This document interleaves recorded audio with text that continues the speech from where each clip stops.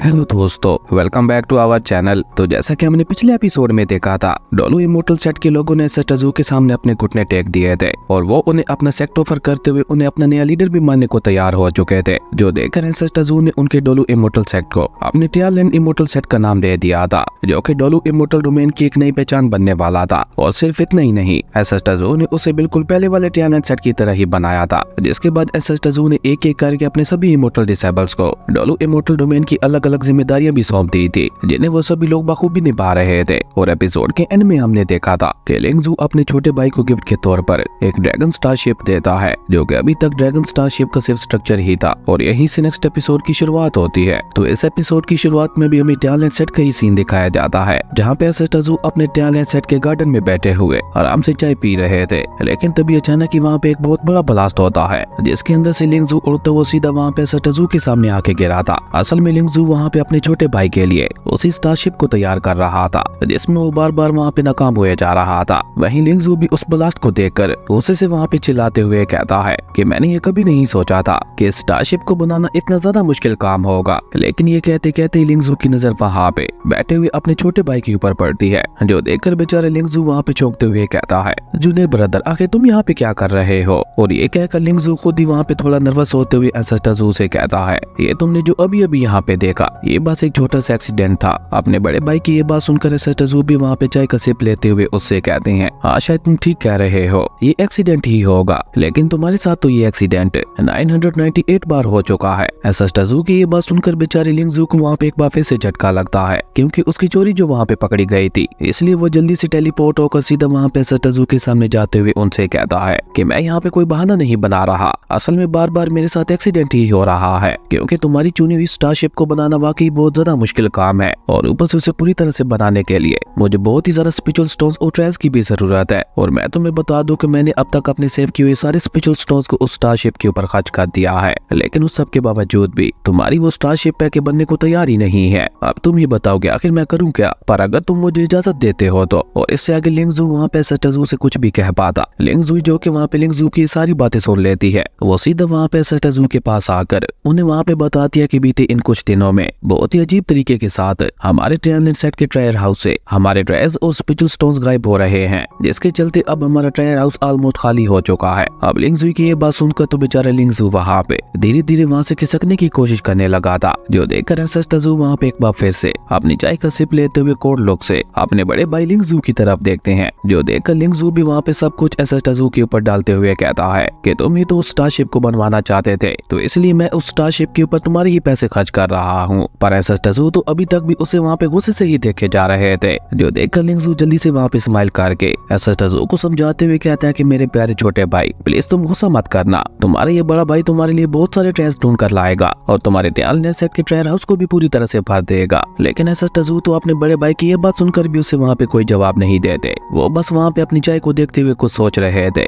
लेकिन इसी बीच हम देखते हैं कि ट्रेस खुद चलकर ही उनके पास आने लगते हैं, मतलब हुआंग सेट के कुछ लोग वहाँ पे एसेस्टाज़ू के ऊपर हमला करने के लिए आते हैं, जिन्हें वहाँ पे आते हुए देखकर लिंगज़ू भी सीरियस होते हुए कहती है, ये लोग तो बहुत ही सही समय पे यहाँ पे आ रहे हैं, हमें इन्हीं की ही तो जरूरत थी। इसी बीच हुआंग क्लैन के वो तीनों इमोर्टल कल्टिवेटर्स वहाँ पे बहुत ही कूल तरीके के साथ एंट्री लेते हुए अपनी स्वॉर्ड की मदद से वहाँ पे एक बहुत ज्यादा पावरफुल अटैक भी कर देते हैं। और उनका ये अटैक वाकई काफी ज्यादा पावरफुल था, क्योंकि उसके चलते हम देखते हैं कि नीचे जमीन में एक बहुत बड़ी दरार आ गई थी, जो देखकर लिंगज़ू के फेस के ऊपर तो एक डेविल स्माइल आ जाती है। वहीं हुआंग क्लैन का लीडर गुस्से से वहाँ पे आगे बढ़ते हुए कहता है कि जो भी इस सेक्ट का लीडर है चुपचाप मेरे सामने आ जाओ। उस क्लैन लीडर की ये बात सुनकर लिंगज़ू वहाँ पे उसका मुकाबला करने के लिए आगे बढ़ने लगती है, पर लिंगज़ू वहाँ पे एक स्माइल के साथ उसे रोकते हुए कहता है, नहीं नहीं तुम आगे मत बढ़ो, इसे मेरा छोटा भाई ही संभाल लेगा और तुम लोग ऐसे लोगों को मेरे छोटे भाई के ऊपर ही छोड़ दिया करो, ताकि वो साथ साथ ऐसे घटिया लोगों को खत्म करते हुए अपना गुस्सा भी शांत करता रहे, क्योंकि तुम जानती ही नहीं हो कि मेरे छोटे भाई का गुस्सा कितना ज्यादा खतरनाक है। वहीं एसेस्टाज़ू तो अभी तक भी वहाँ पे शांति से बैठे हुए अपनी चाय पी रहे थे, और जब वो क्लैन लीडर देखता है कि उनमें से कोई भी वहाँ पे आगे नहीं आ रहा, तो वो वहाँ पे गुस्से से चिल्लाते हुए उन लोगों से कहता है, क्या तुम लोगों का क्लैन लीडर इतना ज्यादा बुज़दिल है कि उसकी यहाँ पे मेरे सामने आने की हिम्मत ही नहीं हो रही। मुझे तो लगा था कि वो पर्सन जिसने अकेले पूरे डोलू इमोर्टल सेट को हरा दिया वो बहुत ही ज्यादा खतरनाक और पावरफुल होगा, लेकिन मुझे लगता है कि वो अफवाह बस गलती थी। उल्टा डोलू इमोर्टल क्लैन को हराने वाला सेक्ट तो उनसे भी ज्यादा बुज़दिल निकला।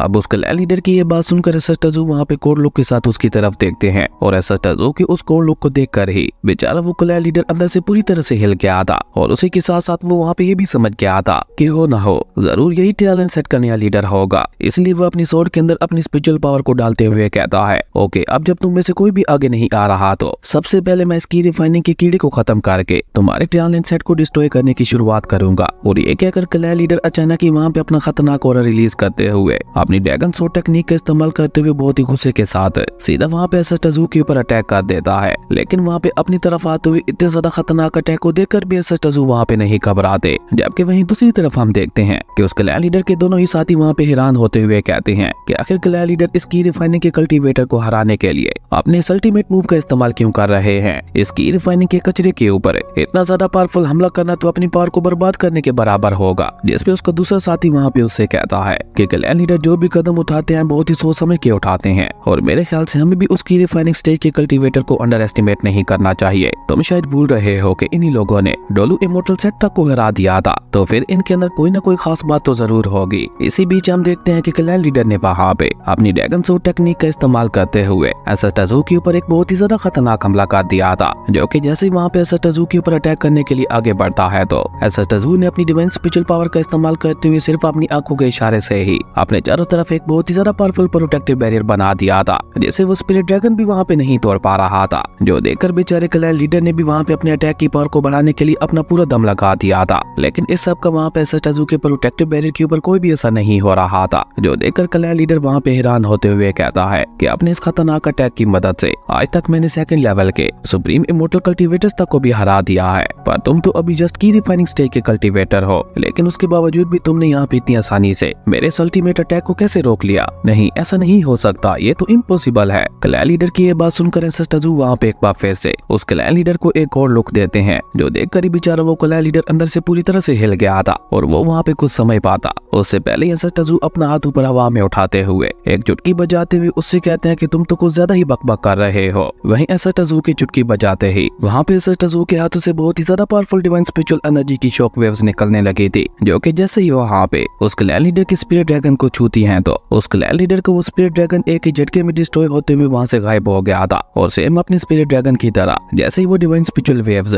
उस क्लैय लीडर के साथ भी टकराती हैं तो उसकी बॉडी भी वहाँ पे पूरी तरह से डिस्ट्रॉय होते हुए धीरे धीरे वहाँ से गायब होने लगी थी। और देखते ही देखते बेचारे उस क्लैय लीडर की एग्जिस्टेंस ही उस वर्ल्ड से खत्म हो चुकी थी। अपने क्लैय लीडर की ऐसी भयानक मौत देखकर तो उसके दोनों साथी भी अंदर से वहाँ पे पूरी तरह से डर चुके थे। इसलिए वो दोनों ही जल्दी से अपने हथियारों को गिराते हुए एसेस्टाजू के सामने झुक जाते हैं और उनके सामने झुकते हुए वहाँ पे रहम की भीख मांगने लगे थे। इवन अपनी जान बख्शने के बदले में वो वहाँ पे एसेस्टाजू को ये भी ऑफर कर देते हैं कि हमारा हुआंगडाओ सेक्टर अपनी पूरी लाइफ आपके टैलेंट सेट की गुलामी करता रहेगा। मुझे उम्मीद है आप बड़ा दिल रखते हुए हम दोनों की जान बख्श देंगे। इवन अगर आप चाहे तो आप हमारे हुआंगडाओ क्लैन के सारे ट्रेस को भी ले सकते हैं, पर प्लीज हम दोनों को छोड़ दीजिए। हम आपसे वादा करते हैं कि हम दोनों ऐसी गलती दोबारा कभी भी नहीं करेंगे। उन दोनों की ये बात सुनकर एसेस्टाजू जो कि वहाँ पे चाय पी रहे थे वो अचानक ही वहाँ पे रुक जाते हैं। जो देखकर उन दोनों कल्टीवेटर्स में से एक कल्टीवेटर गुस्से से अपने उस साथी से कहता है कि बेवकूफ कहीं के ये तुमने क्या कह दिया। टैलेंट इमोर्टल सेक्टर अब डोलू इमोर्टल डोमेन का सबसे बड़ा सेक्टर बन चुका है और तुम उन्हें ट्रेस देने की बात कर रहे हो। भला उन्हें हमारे मामूली से ट्रेस से क्या ही मतलब होगा। लेकिन अभी वो कल्टीवेटर ये सब कहते हुए अपने साथी को डांट ही रहा था कि तभी एसेस्टाजू वहाँ पे कोल्ड टून में उससे कहते हैं कि ओके ठीक है, हमें अपने ट्रेनर हाउस का रास्ता दिखाओ। अब एसेस्टाजू की ये बात सुनकर तो उन दोनों कल्टीवेटर्स को भी वहाँ पे एक बहुत बड़ा झटका लगता है। लेकिन एसेस्टाजू उन्हें वहाँ पे इग्नोर करते हुए लिंगजुई को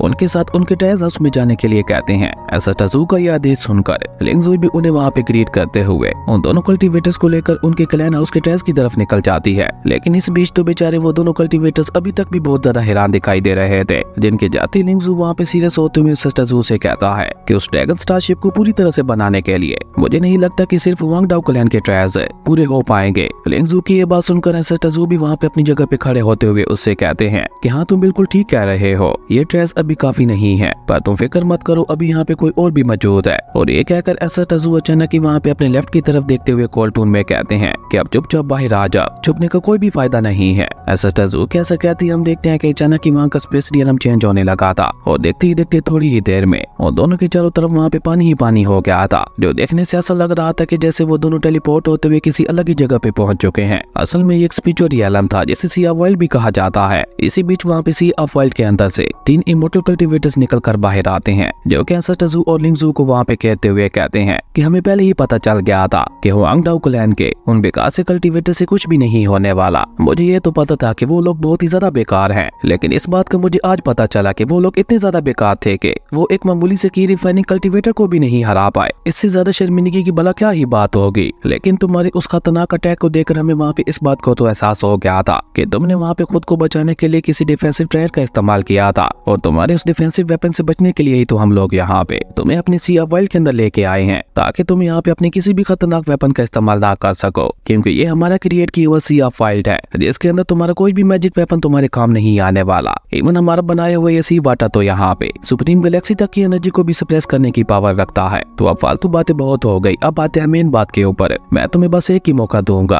अगर तुम लोग अपनी सलामती चाहते हो तो चुपचाप अपने टैलेंट सेट के सारे ट्रेस को हमारे हवाले कर दो, और उसी के साथ साथ जल्दी से हमारे सामने झुकते हुए रहम की भीख भी मांगो। हो सकता है मुझे यहाँ पे तुम्हारे ऊपर रहम आ जाए और मैं तुम लोगों की जान बख्श भी दूं। उस कल्टीवेटर की ये बात सुनकर ऐसा टजू वहाँ पे एक बार फिर से कोल्ड टून में उससे कहते हैं कि हाँ, यहाँ पे सरेंडर तो जरूर करेगा, लेकिन वो मैं नहीं बल्कि तुम होगे। ऐसा टजू की ये बात सुनकर उन तीनों ही कल्टीवेटर्स को वहाँ पे इतना ज्यादा गुस्सा आता है कि वो तीनों ही वहाँ पे अपनी वाटर पावर का इस्तेमाल करते हुए सी ऑफ वाइल्ड के अंदर वहाँ पे पानी का इस्तेमाल करते हुए बड़े बड़े टोर्नेडो बनाने लगे थे, जिन्हें देखते ही देखते वहाँ पे लिंगजू के साथ साथ ऐसा टजू को भी चारों तरफ से घेर लिया था। और उन तीनों कल्टीवेटर्स के इस खतरनाक अटैक को देखकर लिंगजू भी वहाँ पे उनकी तारीफ करते हुए कहता है कि वाकई मानना पड़ेगा, इनका ये अटैक वाकई काफी ज्यादा कमाल का है। और ये कहकर लिंगजू अचानक ही वहाँ पे एक्साइटेड होते हुए ऐसा टजू से कहता है, जूनियर ब्रदर, काफी लंबा समय गुजर चुका है हम दोनों को मिलकर इस तरह से अपने दुश्मनों को हराए हुए, तो क्यों न आज एक बार फिर से पुरानी यादों को ताजा किया जाए। और ये कहते कहते लिंगजू ने अचानक ही वहाँ पे अपनी डिवाइन सोर्ड को बाहर निकाल लिया था, जिसका इस्तेमाल करते हुए लिंगजू वहाँ पे अपने सिर्फ एक ही सोर्ड स्लैश के साथ उन वाटर टोर्नेडोज को वहाँ पे खत्म किए जा रहा था। और देखते ही देखते लिंगजू ने वहाँ पे बहुत ही कूल तरीके के साथ उन सभी के सभी वाटर टोर्नेडोज को वहाँ पे डिस्ट्रॉय कर दिया था, जो देखकर बेचारे उन तीनों कल्टीवेटर्स को भी वहाँ पे एक बहुत बड़ा झटका लगता है। वो तीनों ही वहाँ पे हैरान होते हुए कहते हैं कि अब आखिर इसके पास किस तरह की खतरनाक पावर्स हैं, जिसने हमारी सी ऑफ वाइल्ड के अंदर होते हुए भी हमारे वाटर टोर्नेडोज को डिस्ट्रॉय कर दिया। और ये कहकर उनमें से एक कल्टीवेटर वहाँ पे अपने बाकी दोनों साथियों से कहता है कि मुझे लगता है हमें इस पर्सन के साथ तो पंगा नहीं लेना चाहिए, क्योंकि ये पर्सन मुझे कहीं से भी कोई आम कल्टीवेटर दिखाई नहीं दे रहा। अगर ये हमारे ही वाइल्ड सी के अंदर होते हुए हमारे ही बनाए हुए वाटर टोर्नेडोज को डिस्ट्रॉय कर सकता है, तो इसका मतलब है कि ये पर्सन हम तीनों को भी खत्म कर सकता है। अब इसे छोड़ो और उसकी रिफाइनिंग स्टेक के कल्टीवेटर के ऊपर ध्यान दो, हम सबसे पहले उसे ही खत्म करेंगे। अब ये लोग बेचारे कहाँ जानते थे कि ये अपनी लाइफ की कितनी बड़ी गलती करने जा रहे थे। लिंगजू तो फिर भी उन्हें छोड़ देता, पर ऐसा टजू के पास जाने का मतलब था सिर्फ और सिर्फ मौत। वहीं ऐसा टजू को मारने का इरादा बनाकर वो तीनों ही एक साथ वहाँ पे डाइव करते हुए सीधा पानी के अंदर चले जाते हैं। और उनमें से एक कल्टीवेटर ने तो वहाँ पे एक बार फिर से वाटर का बना हुआ टोर्नेडो बना दिया था, जबकि बाकी बचे हुए दोनों कल्टीवेटर वहाँ पे ऐसा टजू के पीछे आकर पीछे से वहाँ पे ऐसा टजू के ऊपर अटैक करने की कोशिश करते हैं। और लिंगजू, जो कि ये सब वहाँ पे बहुत ही गौर से देख रहा था, वो गुस्से से वहाँ पे आगे बढ़ते हुए कहता है कि तुम लोगों की हिम्मत कैसे हुई इस तरह से छुपकर मेरे भाई के ऊपर अटैक करने की, अब तो तुम लोगों को यहाँ पे मजा चखाना ही होगा। और ये कहकर लिंगजू ने ना सिर्फ वहाँ पे उन दोनों के अटैक्स को डिस्ट्रॉय कर दिया था, बल्कि उसी के साथ साथ लिंगजू उन दोनों को ही पकड़ते हुए उन्हें वहाँ पे उनके साथी के ही द्वारा बनाए हुए उस वाटर टोर्नेडो के अंदर फेंक देता है, जो देखकर वो दोनों ही दर्द के मारे जोर जोर से वहाँ पे चिल्लाने लगे थे,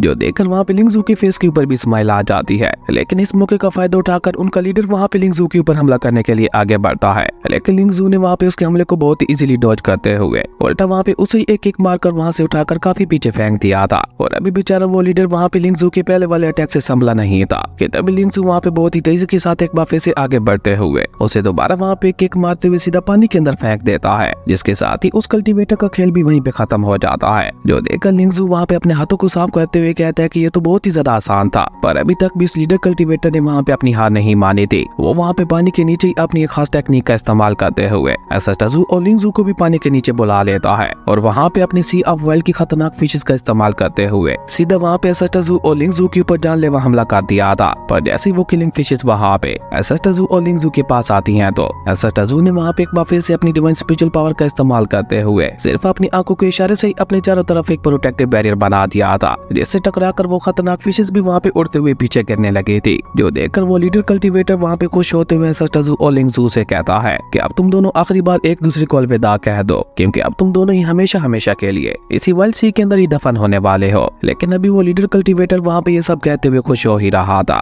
कि तभी अचानक ऐसा टजू वहाँ पे अपने डिवाइन स्पिरिचुअल ऑरा को रिलीज कर देते हैं, जिसके साथ ही पूरे वाइल्ड सी के अंदर इतनी ज्यादा रोशनी फैल जाती है कि वो किलर फिशेस भी वहाँ पे डरते हुए भागने लगे थे। और इसी बीच ऐसा टजू उस लीडर कल्टीवेटर के ऊपर भी अटैक करते हुए उसे दोबारा वहाँ पे वाइल्ड सी के बाहर ले आते हैं। हालांकि अगर ऐसा टजू चाहते तो वो सिर्फ अपनी सोच के साथ इस कल्टीवेटर का खेल खत्म कर सकते थे, लेकिन एसएस टजू को वहाँ पे इसके क्लैन के भी ट्रेस चाहिए थे, इसलिए वो इस लीडर कल्टीवेटर को वहाँ पे जिंदा छोड़ देते हैं। जबकि वहीं वो लीडर कल्टीवेटर खुद को वर्ल्ड सी के बाहर देखकर हैरान होकर कहता है कि तुम मेरे बनाए हुए वर्ल्ड सी के अंदर भी अपनी स्पिरिचुअल पावर्स का इस्तेमाल कैसे कर पा रहे हो, और तुम तो बस एक ही फेनिक्स स्टेज के कल्टीवेटर हो ना, तो फिर आखिर तुम्हारा स्पिरिचुअल ऑरा इतना ज्यादा पावरफुल कैसे है? कहीं ऐसा तो नहीं कि तुमने अपनी ट्रू पावर्स को छुपा रखा है? आखिर तुम हो कौन और तुम्हारा पावर लेवल क्या है? जिसपे एसएस टजू अपना हाथ ऊपर उठाते हुए अपनी फिंगर को वहाँ पे उस कल्टीवेटर की तरफ पॉइंट करते हुए कहते हैं कि ऑफ कोर्स मैं की रिफाइनिंग स्टेज का ही कल्टीवेटर हूँ। और ये कहते हुए एसएस टजू वहाँ पे अपनी डिवाइन स्पिरिचुअल बीम का इस्तेमाल करते हुए उस लीडर कल्टीवेटर के ऊपर अटैक करते हुए उसका खेल वहीं पे खत्म कर देते हैं, क्योंकि अभी तक उसके दोनों चमचे भी वहाँ पे बचे हुए थे, जो कि अपने लीडर को मरते हुए देखकर इतना ज्यादा डर जाते हैं कि वो सीधा वहाँ पे अपने घुटनों पे आते हुए एसएस टजू से माफी मांगने लगे थे। और बिल्कुल वांग डाउ सेट के लोगों की तरफ वो भी ना सिर्फ एसएस टजू को अपना पूरा क्लैन ऑफर कर देते हैं, बल्कि उसी के साथ साथ वो वहाँ पे एसएस टजू से रैम की भीख मांगते हुए कहते हैं कि हमारे बनाए हुए इस वाइल्ड सी के अंदर काफी सारे ट्रेस छुपे हुए हैं, और उन्हीं के साथ साथ हिडन वाटर सी के अंदर कुछ एंशिएंट हिडन आर्टिफैक्ट्स भी मौजूद है, जो कि हम आपसे वादा करते हैं कि आपको बहुत ज्यादा पसंद आएंगे। अब ये दोनों कल्टीवेटर वहाँ पे ये सब एसएस टजू से इसलिए कह रहे थे क्योंकि अभी थोड़ी देर पहले एसएस टजू ने वांग डाउ क्लैन के उन दोनों कल्टीवेटर्स को भी वहाँ पे ट्रेस के बदले में छोड़ दिया था, और इनके साथ भी एसएस टजू वहाँ पे बिल्कुल ऐसा ही करते हैं। वो कोल्ड टून में उन दोनों से कहते हैं क्योंकि अगर ऐसी बात है तो अपने ट्रेस लेकर हमारे टियालैंड सेट में चलो। उसके बाद सीन चेंज होता है, हमें थोड़ी देर बाद का सीन दिखाया जाता है जहाँ पे दोनों ही क्लैन के कल्टीवेटर्स अपने अपने ट्रेयर हाउस को खाली करते हुए अपने सारे ट्रेस को वहाँ पे टियालैंड सेट के ट्रेयर हाउस में रख रहे थे, और लिंग जुई वहाँ पे एक एक ट्रेयर का हिसाब अपनी बुक के अंदर लिखते हुए एसएस टजू से कहती है, एसएस टजू अब तो हमारे पास काफी ज्यादा ट्रेस आ चुके हैं, और उसी के साथ साथ आपके बिग ब्रदर लिंग जू को भी उस ड्रैगन स्टारशिप को बनाते हुए काफी सारे दिन भी गुजर चुके हैं, लेकिन अभी तक भी वो उस ड्रैगन स्टारशिप को क्यों नहीं बना पाया? क्या उस ड्रैगन स्टारशिप को बनाना वाकई इतना ज्यादा मुश्किल काम है? और अभी लिंग जुई वहाँ पे ये सब बोल ही रही थी कि तभी अचानक कि वहाँ पे एक बार फिर से एक बहुत बड़ा ब्लास्ट होता है, जिससे बेचारे वो कल्टीवेटर्स बहुत ही मुश्किल से भागते हुए किसी तरह से अपनी जान बचाते हैं। इवन उस खतरनाक अटैक को देखकर लिंग जुई को भी वहाँ पे एक बहुत बड़ा झटका लगता है, पर इसी बीच उस ब्लास्ट के अंदर से लिंग जू खुशी के साथ बाहर निकलकर सीधा वहाँ पे एसएस टजू के पास आते हुए उन्हें वहाँ पे बताता है कि फाइनली मैं उस ड्रैगन स्टारशिप को बनाने में कामयाब हो ही गया। और लिंग जू कैसा कहती है, हम देखते हैं कि वो ड्रैगन स्टारशिप भी उड़ते हुए वहाँ पे बाहर आ चुकी थी, जिससे लिंग जू वहाँ पे बहुत ही ज्यादा एक्साइटेड होकर एसएस टजू को दिखाते हुए कहता है, तुम मेरे छोटे भाई, तुम्हें मेरी ये बनाई हुई ड्रैगन स्टारशिप कैसी लगी? है ना ये बहुत ज्यादा कमाल की? लिंग जू का वहाँ पे कहना बिल्कुल सही था, क्योंकि वाकई वो ड्रैगन स्टारशिप वहाँ पे काफी ज्यादा कमाल की दिखाई दे रही थी, जिसे देखकर तो एसएस टजू के फेस के ऊपर भी स्माइल आ जाती है। वहीं लिंग जू अपने छोटे भाई से सवाल करते हुए पूछता है, तो अब मुझे बताओ कि आखिर तुम्हें बड़े भाई का ये गिफ्ट कैसा लगा? तुम्हें ये ड्रैगन स्टारशिप पसंद आई या नहीं? इसी बीच वो ड्रैगन स्टारशिप वहाँ पे बहुत ही कूल तरीके के साथ उड़ते हुए धीरे धीरे वहाँ पे एसएस टजू के पास ही आने लगी थी, जो देखकर एसएस टजू भी वहाँ पे उस ड्रैगन स्टारशिप की तारीफ करते हुए कहते हैं कि हाँ ये वाकई बहुत ज्यादा कमाल की दिखाई दे रही है। वहीं लिंग जू अपनी उस बुक के अंदर उस ड्रैगन स्टारशिप का भी हिसाब लिख देती है। इसी बीच हम देखते हैं कि उस ड्रैगन स्टारशिप का टेलीपोर्टेशन वहाँ पे एक्टिवेट हो जाता है, जिसपे एसएस टजू भी अपने सिंहासन से उठकर सीधा वहाँ पे उस टेलीपोर्टेशन के अंदर जाते हुए लिंग जू से कहते हैं कि मेरी गैरहाजिरी में टियालैंड सेट का ख्याल रखना। और ये कहते हुए एसएस टजू वहाँ पे उस टेलीपोर्टेशन एनर्जी से होते हुए सीधा वहाँ पे अपनी ड्रैगन स्टारशिप के अंदर चले जाते हैं, जो देखकर लिंग जू भी उन्हें वहाँ पे ग्रीट करते हुए कहती है, एसएस टजू आप क्लैन की फिक्र मत कीजिएगा, मैं उसे संभाल लूंगी। तब तक एसएस टजू भी अपनी ड्रैगन स्टारशिप से होते हुए अपनी एक लॉन्ग जर्नी की तरफ रवाना हो चुके थे, वो भी बिल्कुल अकेले। और हम देखते हैं कि उस ड्रैगन स्टारशिप की स्पीड इतनी ज्यादा फास्ट थी कि वो एक ही पल में वहाँ से गायब हो जाती है, जो देखकर लिंग जू भी अपने हिसाब वाली बुक वहाँ पे लिंग जू को थमाते हुए खुद वहाँ से जाने लगती है, जो देखकर लिंग जू को भी वहाँ पे एक बहुत बड़ा झटका लगता है। और जब वो वहाँ पे उस हिसाब वाली बुक को खोल कर देखता है तो उसके अंदर सारा हिसाब बहुत ही अच्छी तरह से लिखा हुआ था, जो देखकर लिंग जू भी वहाँ पे उससे इंप्रेस होते हुए कहता है कि तुमने सब कुछ वाकई बहुत अच्छी तरह से लिखा है, लेकिन ये सब लिखने की जरूरत क्या थी? जिसपे लिंग जू गुस्से से उसे कहती है कि एसएस टजू का आदेश था। लिंग जू की ये बात सुनकर लिंग जू की नजर अपने हाथ में पकड़े हुए स्टार मैप के ऊपर पड़ती है, जिसे वो ड्रैगन स्टारशिप के अंदर इंस्टॉल करना ही भूल गया था। इसलिए वो जल्दी से अपना सर पकड़ते हुए कहता है कि आखिर ये मुझसे क्या हो गया? मैं इस स्टार मैप को तो उस ड्रैगन स्टारशिप के अंदर इंस्टॉल करना ही भूल गया। इस स्टार मैप के बगैर तो मेरा छोटा भाई यूनिवर्स में ही कहीं खो जाएगा। नहीं, मुझे जल्दी से अपने भाई के पीछे जाकर उसे ढूंढना होगा। और ये कहकर लिंग जू वहाँ पे उस बुक को वहीं पे फेंक कर ड्रामा करते हुए बहुत ही तेजी के साथ एसएस टजू को ढूंढने के लिए उनके पीछे निकल गया था, और दूर से चिल्लाते हुए वहाँ पे एसएस टजू से कहने लगा था, मेरे छोटे भाई प्लीज मेरे लिए तो रोको। वहीं लिंग जू वहाँ पे उस हिसाब वाली बुक को देखते हुए कहती है कि एक बार फिर से हमें चकमा देकर भाग गया। और लिंग जू कैसा कहती है, हमारा ये कमाल का एपिसोड यहीं पे खत्म हो गया था। दोस्तों अगर आपको ये वीडियो अच्छी लगी तो लाइक कर दें, और अगर चैनल पे नए आए हो तो सब्सक्राइब करते जाना। तो मिलता है एक न्यू वीडियो में, तब तक के लिए बाय।